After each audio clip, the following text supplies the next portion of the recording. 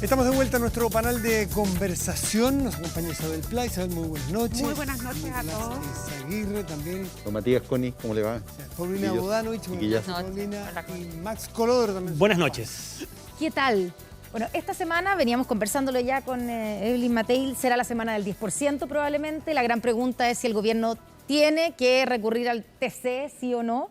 ¿Y qué señal da el último, no voy a decir cambio de gabinete porque fue como ajuste ministerial, con la entrada de Patricio Melero? ¿Se hunde la posibilidad de una reforma previsional, Nicolás? Bueno, en general el país está poco amigo de los acuerdos, digamos, más allá de que sea Patricio Melero o la ex ministra Saldívar. ¿Pero Patricio Melero ayuda a generar esos acuerdos?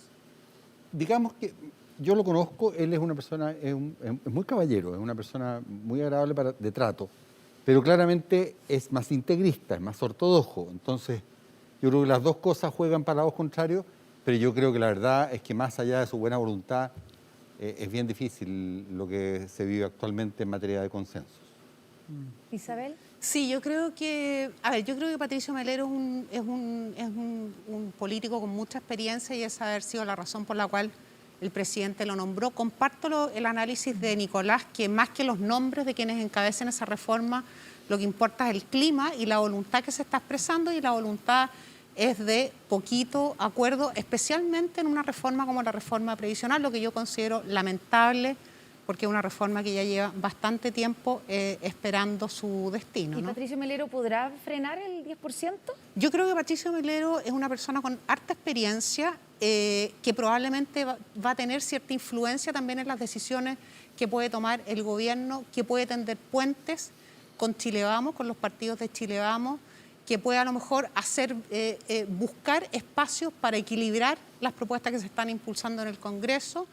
Y creo que más allá, en todo caso, de lo que pueda, de las capacidades que tenga un ministro, lo que importa es el clima que está imperando, y es además, por ejemplo, respecto del tercer retiro, que yo creo que ya es una decisión bastante tomada por una amplia mayoría en el Congreso, que no tiene que ver tanto con las contrapropuestas al tercer retiro, sino más bien con una especie de campaña del terror electoral, ¿verdad?, en donde se le dice todos los días a las personas que, ojo, quienes votan en contra están en contra de usted.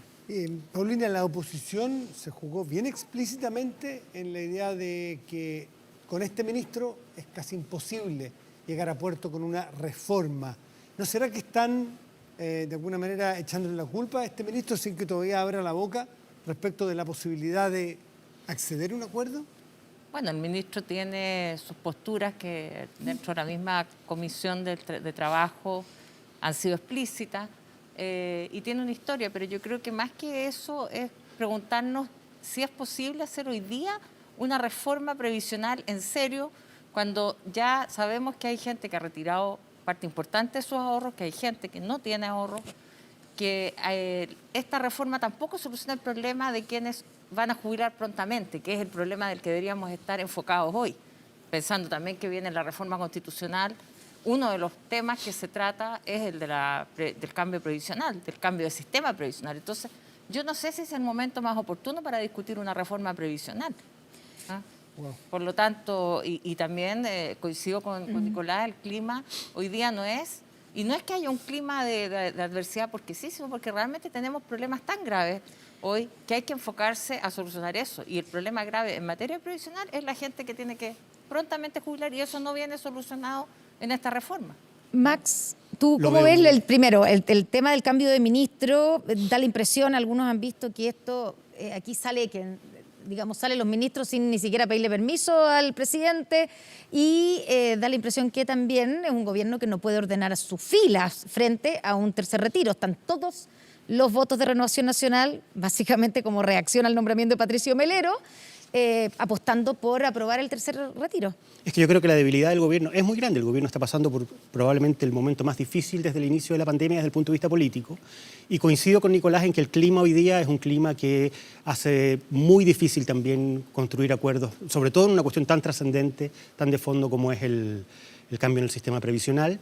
Creo que el escenario electoral en eso no acompaña, no ayuda, al contrario, lo va a ir haciendo más difícil. Y creo que además, más allá del nombramiento de Melero, creo que hay una señal política muy potente que hoy día la reafirma la refuerza la encuesta académica que acabamos de conocer. ¿Cuál es? Los candidatos que se están perfilando son los candidatos que están más hacia la izquierda. Y por lo tanto eso hace más difícil todavía que los sectores más moderados de la oposición tengan margen para poder negociar con el gobierno un acuerdo en materia previsional. Te iba a preguntar justamente a ti el factor Pamela Giles, que en los últimos días, hace tiempo viene sonando, pero en los últimos días viene instalándose con muchos candidatos de la oposición, particularmente Boric, Heraldo Muñoz, ya explícitamente criticando. En algún momento había mucho temor a decir algo, sencillamente. ¿Tú crees que Pamela Giles, que hoy en la última cadena se dispara, qué rol va a jugar ese personaje político en lo que resta de aquella elección? O sea, la encuesta Academ del día de hoy muestra que entre Pamela Giles y Jadwe suman ya más del 30% de respaldo. O sea, ya es una cuestión estructural que le veo poca posibilidad, poco margen para poder cambiar sustantivamente en lo que queda. Al contrario, creo que el clima de polarización, de desacuerdos, va a ir fortaleciendo precisamente esas candidaturas. Y por lo tanto, creo que eso va, lamentablemente, a hacer más difícil la posibilidad de construir acuerdos con un sector de la oposición. Y se transforma, Nicolás, en una candidata incómoda, por ejemplo, para la oposición, por decirlo menos. O sea, a ustedes en la oposición, digamos, les complica porque los candidatos del PPD, del Partido Socialista, Partido Radical, o sea, no le hacen ni sombra a lo que hoy día dicen las encuestas de Pamela Giles. ¿Tú ves la posibilidad de que la oposición finalmente termine obligada de alguna manera a ponerse detrás de Pamela Giles como candidata presidencial? A ver, a mí me interesa un poquito más hablar sobre los temas que sobre las personas. Ya me preguntaron por Melero, ahora me preguntan por Giles. Déjame decir algo. Pero un factor político, Sí, no solo una persona. Ciertamente. Forma de ser político. Dame un segundito, voy a llegar a eso. Se ha dicho permanentemente, y yo no había tenido la oportunidad de dar mi explicación al respecto, que la gente ha retirado los fondos de la AFP, pero en la práctica los ha ahorrado, no se los ha consumido. Entonces, que eso sería como una especie de prueba de que ha habido un cierto abuso, digamos. Yo creo que es exactamente al contrario. Es perfectamente evidente. Tú sabes, por ejemplo, hoy día lo leí en el Financial Times, que ha aumentado muchísimo la demanda por activos líquidos y no por cosas de más largo plazo, porque la gente, en medio de la incertidumbre de la pandemia, quiere tener su plata lo más cerca posible porque puede ocurrir cualquier cosa. Entonces es completamente natural que las personas intenten sacar plata, ¿cierto?, que están emposadas solo para la jubilación y las puedan tener, ¿cierto?, a la vista porque no tienen ninguna confianza de que este gobierno los va a ayudar en lo sucesivo. Entonces es una reacción natural. Ahora, aquí voy en el fondo. A que todo esto se ha producido, Matías Coni, porque creo que este gobierno, sin ser populista, y lo decía Isabel Pla, es un gobierno que ha equivocado la dirección de hacia dónde debe ir el país de forma total. Tiró la micro en contra del tránsito. Ustedes plantearon la vez pasada que estuve acá que Chile ha hecho mucho en materia de la pandemia del gasto fiscal. Es lo que dicen organismos como el Fondo Monetario Internacional. Que no lo dice, pues, Connie. Es el punto porque hay que leerse las cosas bien. Lo que dice explícitamente ¿Chile está mal, que me lo Chile leí. está mal evaluado por los organismos internacionales especializados en el manejo de la pandemia? Y te invito, después te voy a mandar el link. Dice, esta información es la información dada por los gobiernos. No se sabe si se ha ejecutado o no, y no se sabe en cuánto tiempo más podría ser ejecutado. Arreglón seguido dice, por lo tanto, por su distinta cobertura, etcétera, nos sirve para comparar unos países con otros. Eso dice el documento. Y lo primero que hacen acá, para tratar de propagandear, ¿cierto?, es hacer una comparación que es exactamente lo que el fondo dice, no se puede hacer. ¿De qué forma tú puedes efectivamente comparar? Porque además tú no sabes si han vestido un santo para desvestir otro, o perdón, desvestir un santo. ¿De qué forma se puede comparar? Esta semana salió. ¿Cuánto aumentó el gasto fiscal en los distintos países el año 20 para hacer frente a la pandemia? Chile, uno de los países más conservadores, en circunstancias que teníamos toda la posibilidad. 3%. ¿Cuánto crece en Estados Unidos? 15%. ¿Cuánto crece en Inglaterra? 15%. Entonces, cuando tú restringes y restringes, la cuestión explota por otro lado. ¿Por dónde explotó? Por la AFP. Entonces, el gobierno ha producido esto porque vive con una ortodoxia, y la propia Evelyn exceso de focalización. Una ortodoxia que era propia de los 80, están en otro mundo, así como posiblemente la izquierda le costó mucho entender que la Unión Soviética ya no corría. Bueno, a esta gente entiende que el paradigma neoliberal ya no está corriendo, no es lo que está haciendo ni siquiera Inglaterra, ni siquiera Estados Unidos. Entonces, el populismo, Pamela Giles, y aquí voy, son el resultado de no entender a fondo qué es lo que pasa efectivamente con esta sociedad. Y a mí me preocupa mucho, porque tenemos posibilidad de salir adelante, pero con sensatez, no con esta tontera de estar ahorrando por ahorrar. Ya. Bueno, eso. a ver, Después yo quiero volver a preguntarte el tema de Pamela Giles como forma de hacer política, pero... Es que a mí me gustaría justamente abordar el punto de Pamela Giles respecto no del gobierno, sino que respecto de su referente político más inmediato, que es Unidad Constituyente o la ex Concertación. Primero, evidentemente que hay una incomodidad explícita y esta semana hubo un fracaso, doble fracaso, un pequeño intento de unidad al cual se le convidó, ¿verdad, Pamela Giles? Y además un fracaso de posicionamiento de los candidatos de Unidad Constituyente, que son los candidatos de la ex Concertación.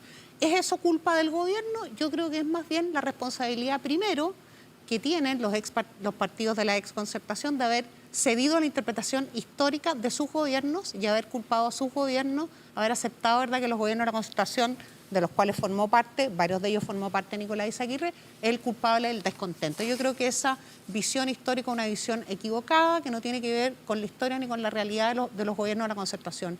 Y lo segundo, de haber abandonado, y especialmente en estos años en donde ha estado en la oposición la Democracia Cristiana, el PPD, el PS, el Partido Radical, ¿verdad?, su posicionamiento político histórico de siempre y haberse distinguido respecto y haber bailado con la música del Partido Comunista, el Frente Amplio, al interior del cual Pamela Giles, por supuesto, que surge como una persona bastante más, ¿verdad?, luminosa de alguna manera, populista y con más fortaleza, Paulina, que los candidatos.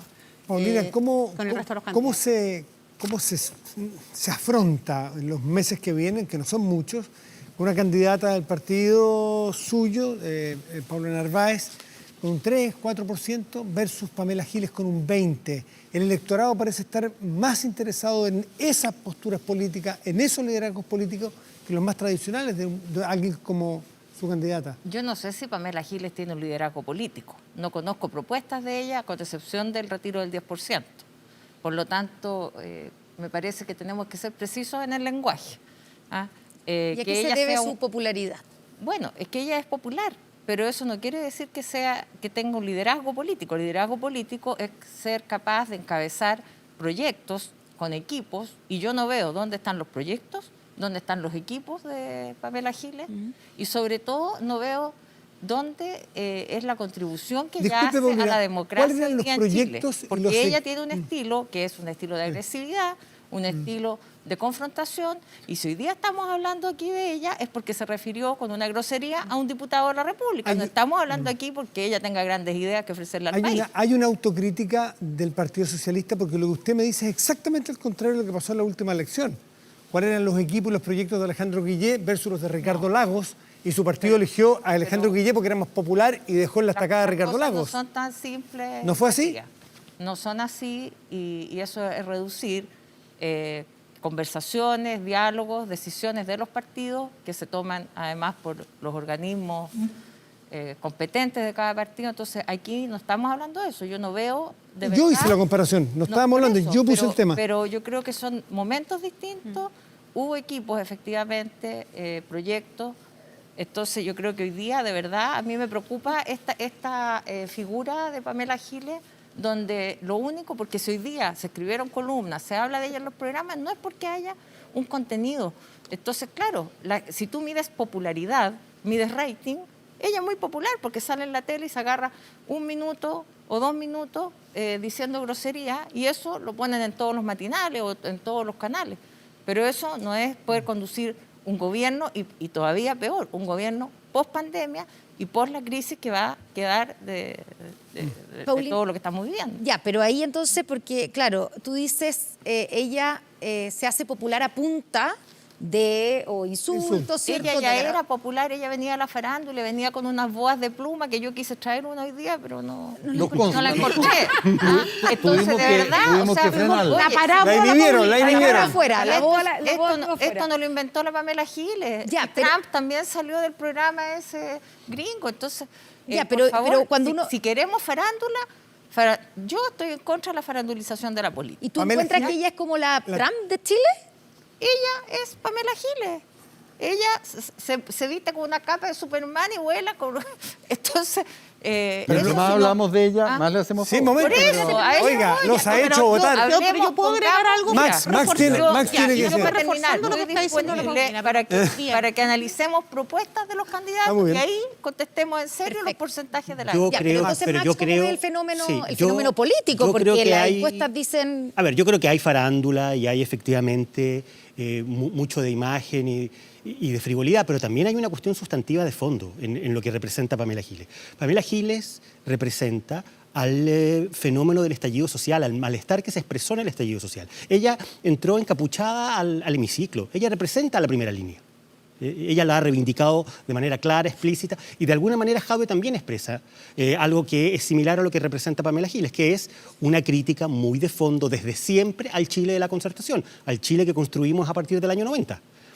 Entonces, en la medida en que la lectura, y en eso yo coincido con Isabel, en la medida en que la lectura que se hizo del estallido social es, este estallido expresa un malestar respecto del país que hemos construido desde el año 90, bueno, los que fueron partidarios de ese país, los que gobernaron ese país, es muy difícil que remonten en las encuestas. Claramente, los que están remontando en las encuestas son los que han mantenido desde siempre una crítica al Chile que construimos desde el año 90.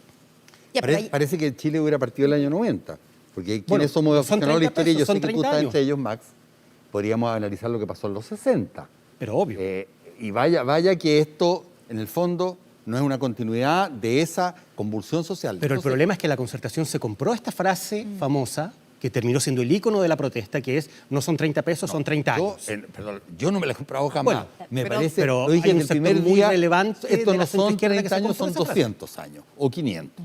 Bueno, déjame decir una cosa. Yo creo, Isabel, con todo cariño, que si nosotros tuviéramos una derecha como la alemana, si tuviésemos una derecha que es capaz de entender que un país de $26.000 per cápita no puede tener esta educación, esta salud, estas pensiones, podríamos encontrar un centro y hacer de este país un país maravilloso. Pero si siguen completamente asilados en sus reales de seguir teniendo un país oligárquico para unos pocos, el populismo nos va a comer. Pero, Nicolás, Y eso habrá es lo que gente en está su pasando casa con que la dice, habrá gente en su casa que dice, pero este caballero fue 3 veces ministro de un gobierno que estuvo 24 años y no era oposición exactamente Nicolás Izaguirre, estuvo en los cargos más relevantes, manejando la billetera, manejando la educación, en la relación con el poder Y estoy seguro que la gente se va a legislativo. aburrir mucho ya que me estás hablando. Si yo te comienzo a decir todas las leyes que intenté tratar de sacar. ¿Y era la derecha el que la impedía? Pero ustedes Pero fueron... absolutamente, pues, una por una te la puedo decir. En todo caso, lo que logramos fue muy importante.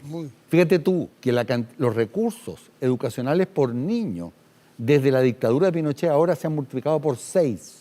La cantidad de recursos reales en salud por chileno o chilena se han multiplicado por 7. Entonces, por Dios santo, si el país que del año 90 era realmente Oye, África. pero la derecha sigue trancando la pelota ahora. pero a porque ver, yo... en el Congreso este entonces retiro es fácil, 10% van a es fácil quieren ir al decir Tribunal ahora, Constitucional. pero que se pongan como recibimos nosotros las cosas del año 90. Ahora, de que no pudimos avanzar porque nos bloquearon hasta que se cansaron, es cierto que muchas cosas se quedaron atrás. Y ahora es cuando yo creo que desde Jimena Rincón hasta Boric, yo los escucho claramente diciendo un proyecto país. A Jadwe lo veo más en torno a las cosas que él ha hecho en la municipalidad, más que el proyecto país me es menos claro. Y ese mundo tiene que gobernar porque tenemos que centrar este país hacia un contrato social moderno. Isabel, Ya, yo- pero de Pamela, perdón, pero es que nombraste a todos los candidatos, te faltó justamente no Pamela. quiere hablar de ella, no quiere. Todo el panel acá te lo ha dicho, Pero quiero Connie. saber tu opinión. Si a mí me dijeran qué piensa Pamela Giles, yo te podría dar una opinión. Pero lo único que he visto es que está, ¿cierto?, por atacar mucha gente respecto al pasado y por retirar fondos de pensiones, que también te dije, se hizo popular por un gobierno que no entendió que tenía que soltar la billetera, como lo hizo todos los países más neoliberales del mundo. Isabel Pla se siente representante de un sector que tranca la pelota No, yo, permanentemente al desarrollo. A ver, yo quiero primero... Te puedo dar la lista de leyes, en tu caso. ¿eh?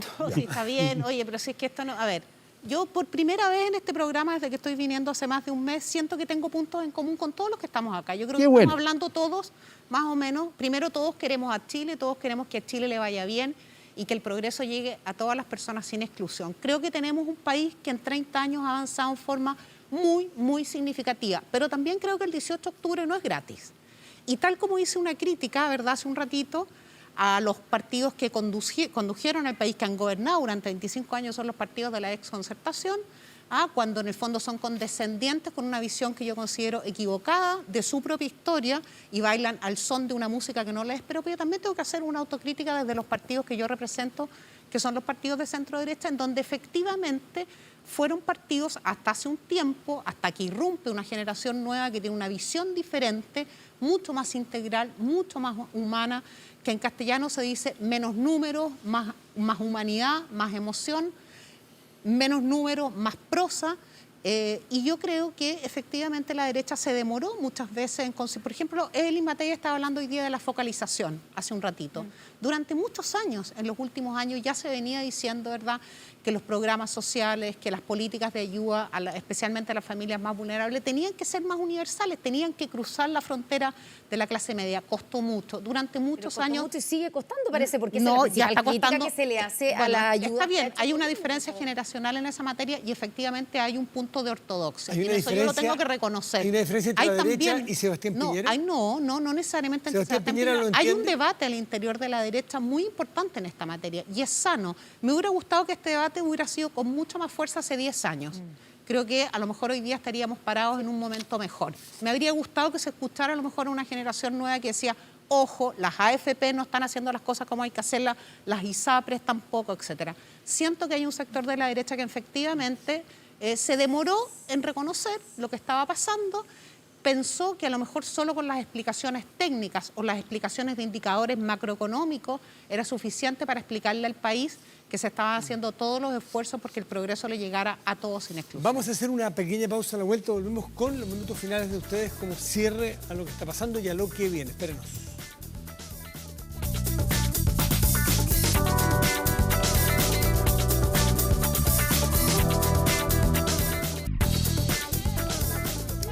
Estamos de vuelta a la... Está que arde la Está bien, sí.